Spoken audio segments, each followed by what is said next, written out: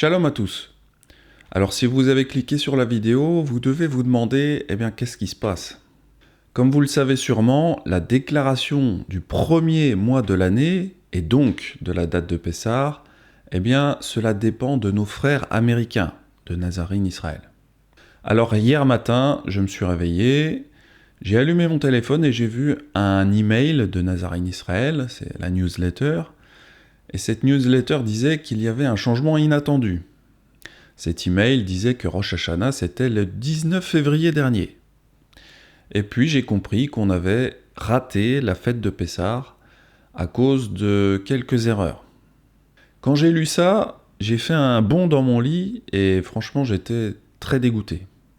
Je me suis senti très mal et je dois l'avouer, j'étais très irrité contre toute cette situation pénible. Bon, aujourd'hui ça va mieux, mais franchement hier j'étais pas bien. Alors je vous lis le début de l'email pour vous expliquer comment ils en sont arrivés là. Un changement inattendu s'est produit. La nouvelle lune a été observée depuis Israël le soir du 18 février. À cette date, aucun groupe de recherche n'avait signalé la présence d'orge aviv dans le pays et Becca Biderman, témoin de l'orge, avait déclaré un 12e mois hébraïque, d'après ses observations. Nous avions donc également déclaré un 12e mois hébraïque. Bref, Norman a suivi son témoin habituel, qui est la sœur Becca Biderman. Et finalement, il a reçu des informations d'un autre témoin de l'orge en Israël qui s'appelle Joe Dumond. Et donc ce Joe, il a un site internet appelé Sighted Moon sur l'observation de la nouvelle lune. Donc, dans la description de cette vidéo, je vous mettrai le lien vers la newsletter de Norman Willis concernant tous ces retournements de situation pour ceux vraiment qui souhaitent connaître tous les petits détails. Personnellement, j'ai pas envie de m'étendre des heures sur cette chienlit. Je vais essayer de vous résumer cela au maximum.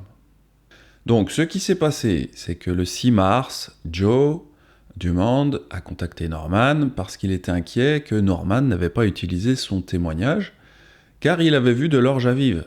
Donc, il fallait déclarer le nouvel an biblique. Je vous lis encore l'email. Le 6 mars, Joe a contacté Norman, inquiet du fait que nous n'utilisions pas son témoignage. Ce que nous n'avions pas fait, car Becca avait réalisé une vidéo affirmant que son témoignage était invalide. Joe nous a exhortés à examiner les données plus attentivement, et Norman a visionné les vidéos de Joe concernant ses affirmations et les a jugées fondées. Précisons que nous ne validons pas tous les champs de Joe, car certains problèmes de qualification subsistent. Cependant, 2 emplacements semblent bel et bien qualifiés. Alors voilà, le problème qu'il y a, c'est qu'en Israël, les témoins de l'orge se livrent une sorte de guéguerre tous les ans pour savoir qui a raison. Et c'est pas toujours facile de suivre ces disputes à distance et de se faire une idée précise. Surtout pour nous les Français, parce qu'ils parlent tous anglais, ce qui ne facilite pas les choses. Le problème est toujours le même, c'est encore la division du corps du Messie. Chacun fait son petit truc dans son coin. Alors déjà, à Shabbat dernier, Norman Willis avait déjà publié une newsletter dans laquelle il expliquait les problèmes qu'il rencontrait avec son témoin de l'orge, la sœur Becca. Becca refuse de répondre à nos questions et préoccupations. Elle nous a interdit de la contacter par courriel, par téléphone, par SMS, par commentaire sur sa chaîne YouTube ou sa page Facebook, par courrier ou par tout autre moyen de communication. 1 an plus tard, nous n'avons reçu aucune réponse, la situation n'a pas évolué et aucun fondement biblique ne justifie la déclaration rétroactive du nouvel an selon son bon vouloir. Nazarene Israël est simplement bloqué, ignoré et en somme persécuté. Nous n'aimons pas le dire, mais il est clair que Becca Biderman ne se soucie pas des besoins de Nazarene Israël en tant qu'organisation religieuse qui observe le calendrier et les fêtes, malgré notre soutien indéfectible à son égard et à son travail. Pourquoi bloquer un groupe qui pose des questions bibliques si l'on souhaite réellement suivre les Écritures selon les voies anciennes ? Nous comprenons parfaitement la frustration et la confusion que cela engendre. Malheureusement, nous n'arrivons pas à communiquer avec la seule inspectrice d'orge qui définit correctement l'orge aviv. Elle nous a coupé la parole, et franchement, nous pensons que cela est davantage lié à ses convictions concernant les femmes ministres qu'à la nature même de l'orge avive. Ainsi, pour celles et ceux qui suivent l'actualité de Nazarene Israël et les inspections d'orge menées par Beka, et pour celles et ceux qui s'inquiètent de la déclaration rétroactive du Nouvel An, nous tentons une nouvelle fois de joindre Beka à ce sujet. Mais nous avons besoin de votre aide. Comme indiqué, Beka ignore nos questions et nous interdit de la contacter directement. Peut-être serait-elle plus réceptive à vos messages ? Donc, pour faire court, il y a de l'eau dans le gaz depuis plus d'1 an entre Nazarene Israël et Beka Biderman. Cela rend un très mauvais témoignage et cela ne nous aide pas du tout, parce que notre but devrait être de guider correctement les brebis et d'éviter de laver son linge sale en public. Je ne pense pas que ce soit notre responsabilité d'aller voir Madame Biderman pour régler la situation en lui envoyant des messages. Apparemment, cette sœur pense que les femmes devraient pouvoir être des leaders spirituels. De notre côté, nous les Nazaréens ne pensons pas que les femmes devraient enseigner la doctrine. Apparemment, cette sœur s'est lancée dans le ministère de l'enseignement. D'ailleurs, je ne pense pas qu'on devrait l'appeler sœur si elle n'obéit pas à la parole de Yahweh. De plus, en regardant le site internet de Beka, nous avons vu qu'elle faisait du business avec son site internet pour vendre des habits, des casquettes ou des mugs. Cela rappelle un peu les vendeurs dans le temple. Alors, je comprends que les serviteurs de Yahweh soient soutenus financièrement pour servir à Yahweh par ceux qui veulent les soutenir. Et nous encourageons ceux qui veulent nous soutenir financièrement. Parce que, eh bien oui, il faut bien qu'on ait à manger dans notre assiette. Par contre, faire un site de merchandising, c'est pas vraiment une chose qu'on doit faire. Enfin bref, tout ça pour dire que ce témoin de l'orge en Israël, eh bien, ne rend pas un bon témoignage, et qu'il devient difficile pour Nazarene Israël de la suivre. J'espère vraiment que Norman Willis ne suivra plus cette femme qui donne des enseignements, mais plutôt, il faudrait peut-être suivre Joe Dumond, même si je ne le connais pas. D'après ce que dit Norman, la situation avec Joe n'est pas idéale non plus, parce qu'il ne partage pas la même doctrine que nous. L'idéal, évidemment, serait d'avoir des témoins nazaréens pour observer l'orge en Israël. Mais pour le moment, ça n'existe pas. Je vous mets l'email de Norman dans la description de la vidéo, où il explique pourquoi il continue à suivre Madame Biderman, malgré ses dérives de plus en plus anti-bibliques. Enfin bref, ce qu'on peut dire, c'est que à cause de problèmes de discipline, de problèmes relationnels et des problèmes de communication, eh bien nous nous retrouvons dans la situation où nous avons raté Pessah. C'est une situation assez grave, et je vous demande de prier que le peuple d'Élohim puisse quitter cet état permanent de division. Ce qui m'a irrité personnellement, c'est que cette situation aurait pu être largement évitée, si les témoins de l'orge n'étaient pas toujours à se tirer dans les pattes pour savoir qui a raison et que chacun veut avoir le dernier mot. J'espère que cette mésaventure sera un mal pour un bien. Peut-être que Yahweh veut que Norman arrête de suivre Madame Biderman pour suivre un autre témoin de l'orge plus sérieux, comme Joe Dumond. Vous savez, durant le dernier Shabbat, nous avons fait le culte à la maison avec mes 2 enfants et ma femme. Et puis au moment de la lecture de la paracha, j'ai choisi de faire la lecture d'Exode 12 pour faire une révision de la fête de Pessah à mes enfants. Je leur ai posé pas mal de questions pour voir s'ils avaient retenu les enseignements. Et puis on a passé un bon moment et les enfants ont bien apprécié.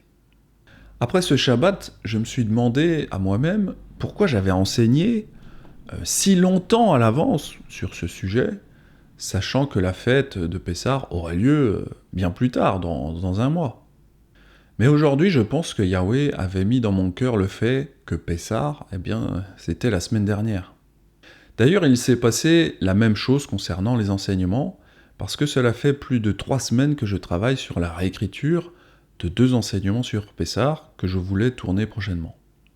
Donc il y avait vraiment quelque chose qui, depuis quelques semaines, me poussait à travailler sur Pessah, mais de façon très précoce. Ce dimanche encore, je regardais mes 2 enseignements sur Pessah, et j'étais prêt à passer au tournage. Et puis je regardais le calendrier, et je me suis dit à moi-même, mais pourquoi t'es si pressé, pourquoi t'es si impatient comme ça ? Et j'ai même dû ouvrir le calendrier pour me convaincre que c'était beaucoup trop tôt. parce que Pessah n'était prévu que dans quelques semaines.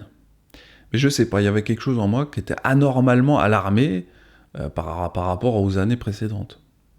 Bon, maintenant, en sachant qu'on a raté Pessah, je comprends mieux pourquoi j'étais si impatient, si pressé dans mon esprit. Je pense que c'était simplement l'esprit de Yahweh qui voulait m'avertir peut-être. Donc des fois, on devrait écouter cette petite voix qui nous murmure tout doucement quelque chose. Il faudrait vraiment que je sois plus attentif l'année prochaine. Après, d'un autre côté, je me vois mal déclarer la nouvelle année si Norman Willis ne l'a pas fait avant nous, parce que cela reste notre supérieur spirituel. Bon, alors, que faisons-nous dans ce genre de situation où nous ratons Pessah ? C'est une fête si importante. Alors merci Yahweh, parce que notre Elohim nous explique dans sa parole que nous pouvons faire un second Pessah.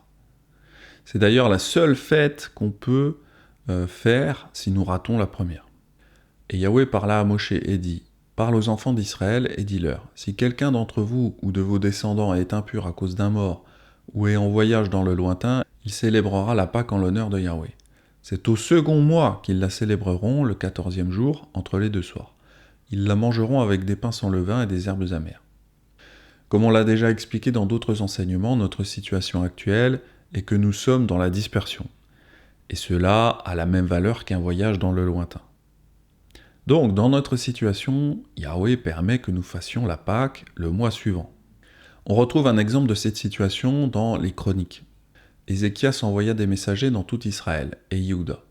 Et il écrivit aussi des lettres à Éphraïm et à Manassé pour qu'ils vinssent à la maison de Yahweh à Jérusalem célébrer la Pâque en l'honneur de Yahweh, l'Élohim d'Israël.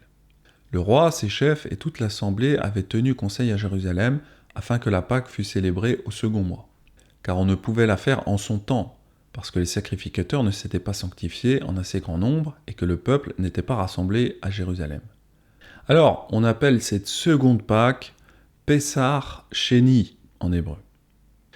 Alors, Norman Willis explique qu'il est en contact avec Joe Dumond et il nous demande de prier pour que Joe puisse témoigner de l'apparition de l'orge au stade Aviv avec Nazarene Israël.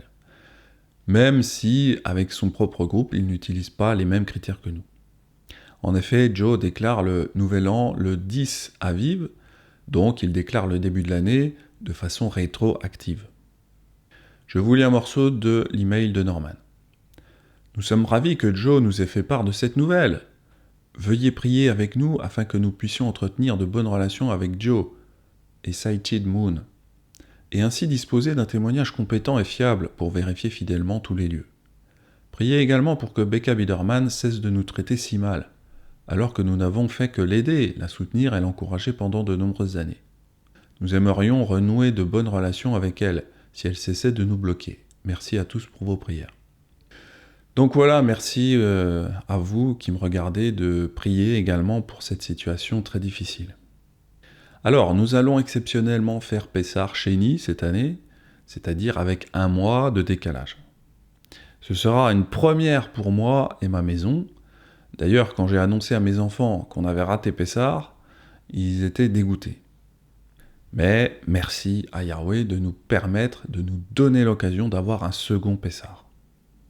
Alors on attend bien sûr la nouvelle lune qui devrait être observée vers le 20 mars, ce qui placerait la Pâque, enfin la deuxième Pâque, le 3 avril après-midi.